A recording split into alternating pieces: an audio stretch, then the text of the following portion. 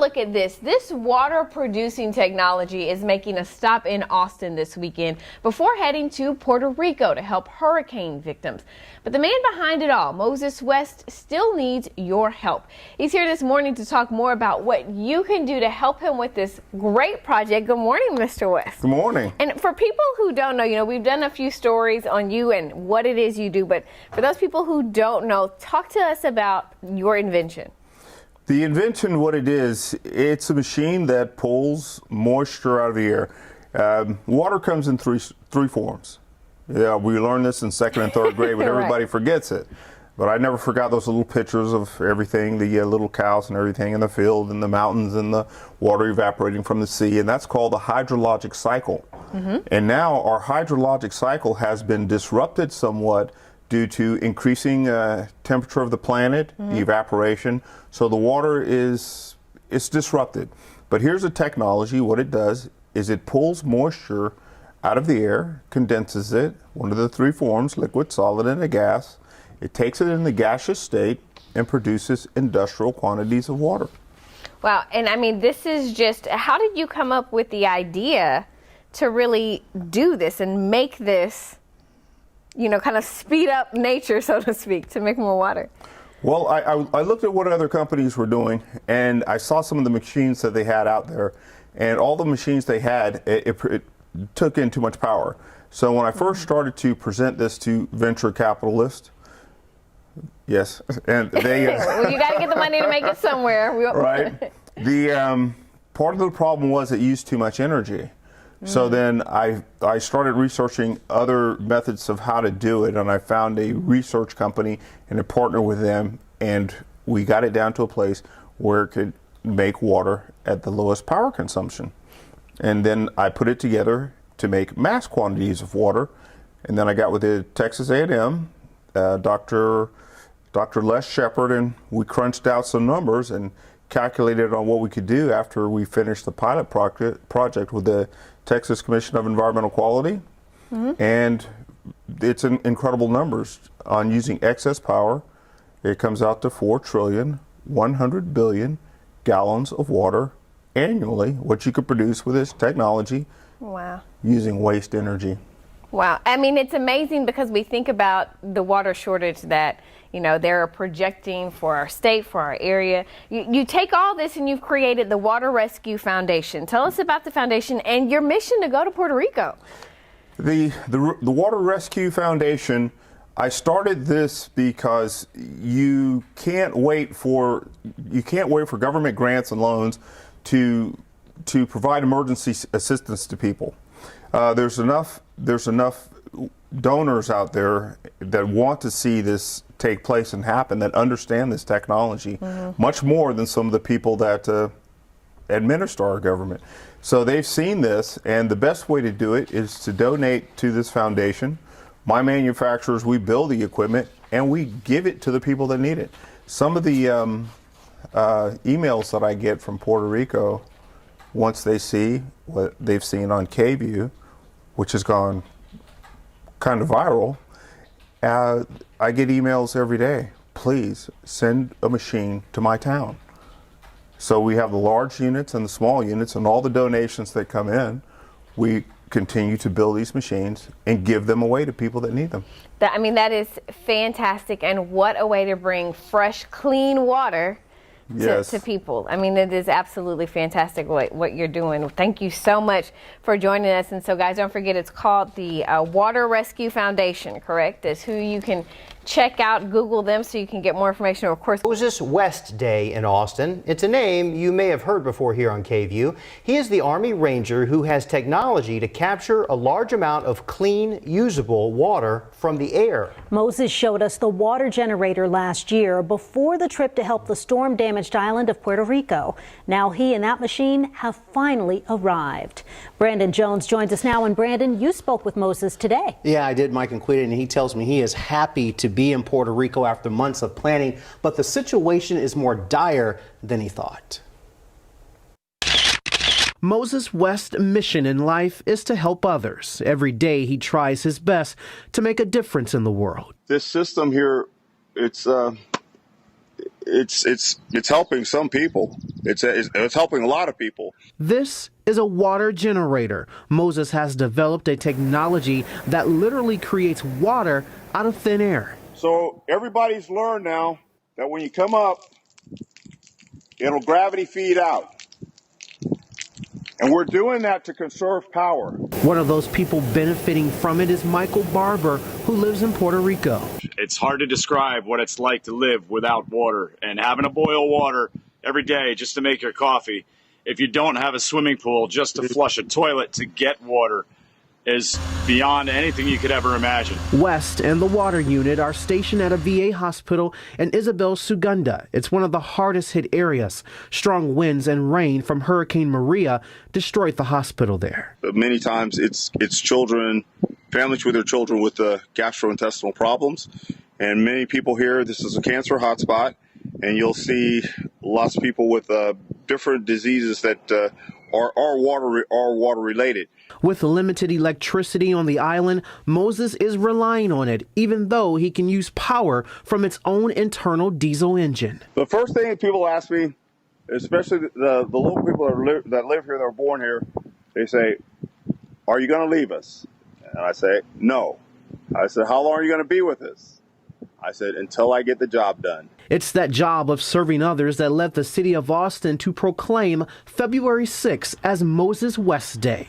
Moses says he's grateful, but he believes the work is far from over. Well, today is World Water Day, and joining us is Moses West. You may remember him. He's running a water rescue foundation to bring fresh drinking water to anywhere in the world.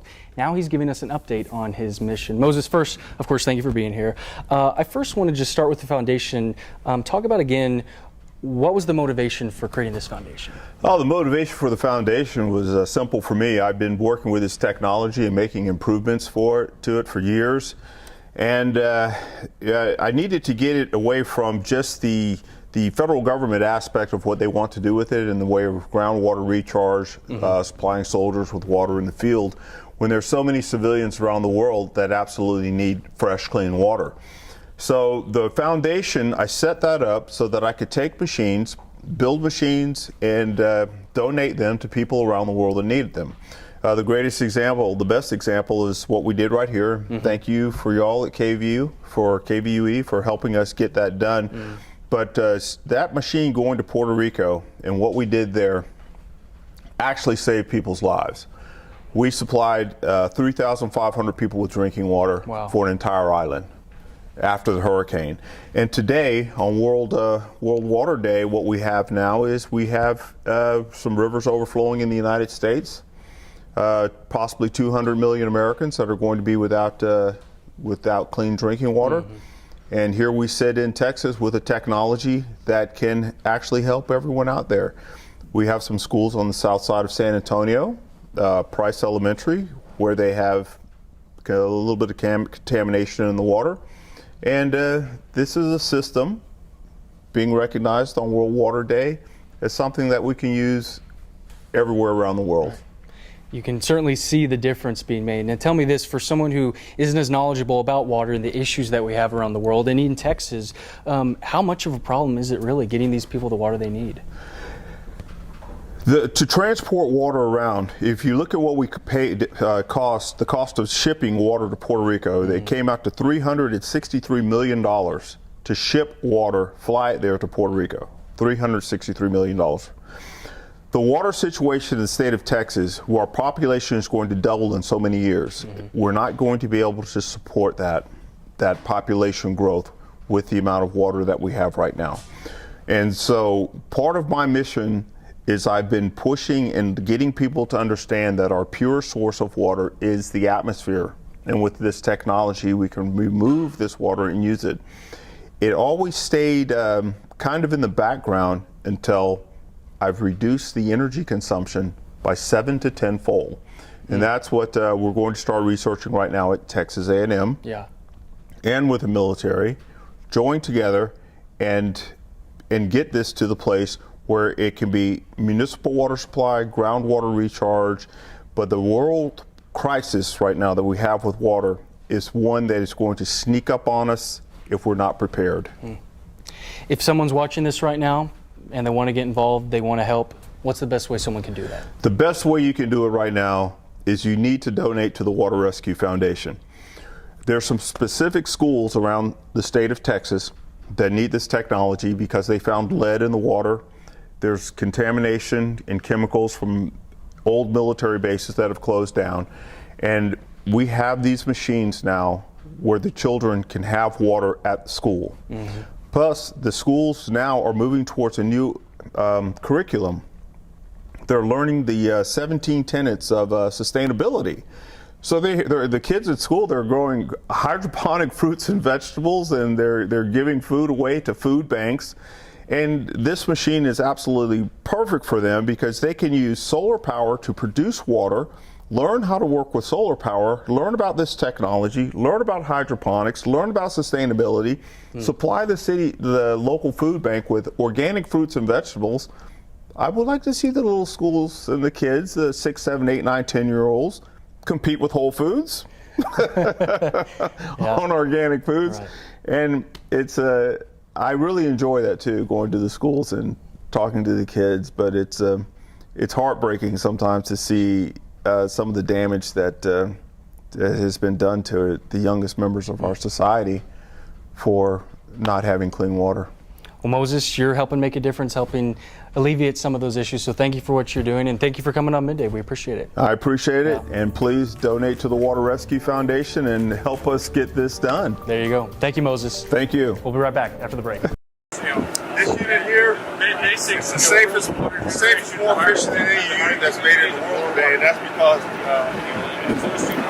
I separated the systems out. I own all the intellectual property for it. And basically what it's doing today, even if it's over this, there's moisture always in the air, it's just pulling it out. Full air in here. This is the control system. This guy right here, that's Matt. And he's the best control system guy I've ever met. So this part of the machine right here, this is the brain. This is where all the functionality of the machine comes from. It's programmed, maintained, takes in how much humidity is in the air, what the temperature is, the dew point. So every day would vary. Yeah, it always varies, but it's always making water. Like there you go right there. But then here you go. But on the machine, that's a... No, there, you can look all you want, there's nothing in it. But in here, when it's making water... In your webinar, you talked about chlorine. You can chlorinate it if you want, but there's no chlorine in here. Okay. No, I don't like chlorine. No fluoride. Right. This is straight out of the air. It comes out 8 You're going old school, Moses. What? You're going old school. We were kids. You wish this kind of water came out here, though. Hey, you know what? Get the mud off my shoe. Now it's getting cold.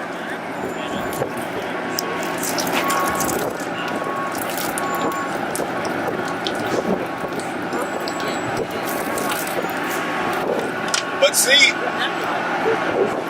that water,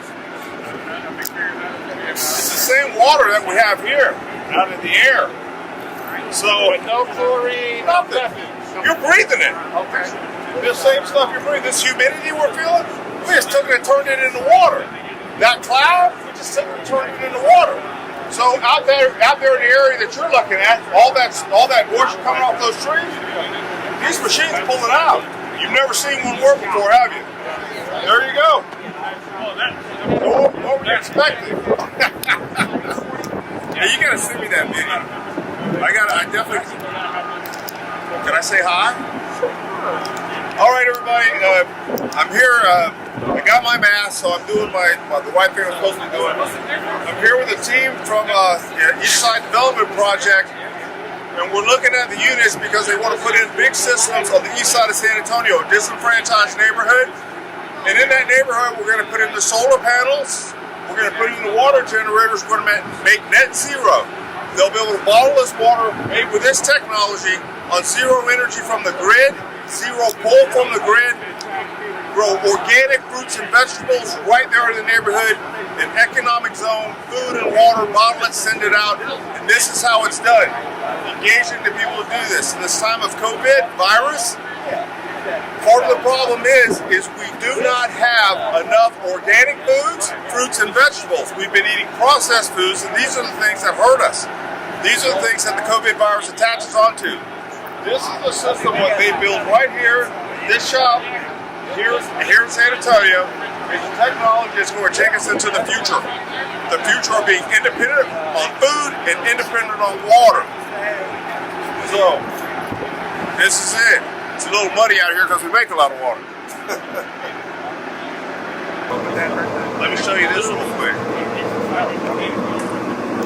Down here, water that comes out of here.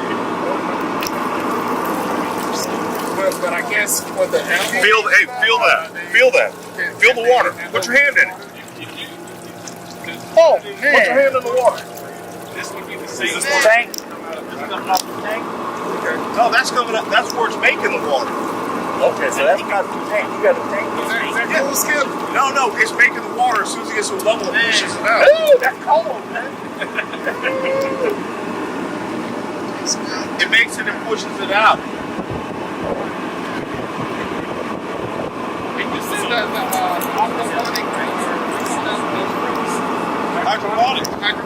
Hydroponics, yeah. You need clean water. Yeah. Hey. Wow. Before it damages the machine. That whole thing needs to be safety. Absolutely. That is just. There's all kinds of safety.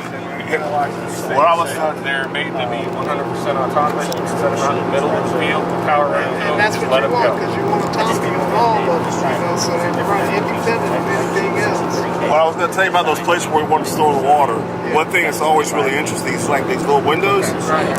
When we started to build a big one, something about that little window when people see the water being made, like, I've been doing this for years, but just for me to look in there and see it being made, yeah, it is, because right now it's like rain.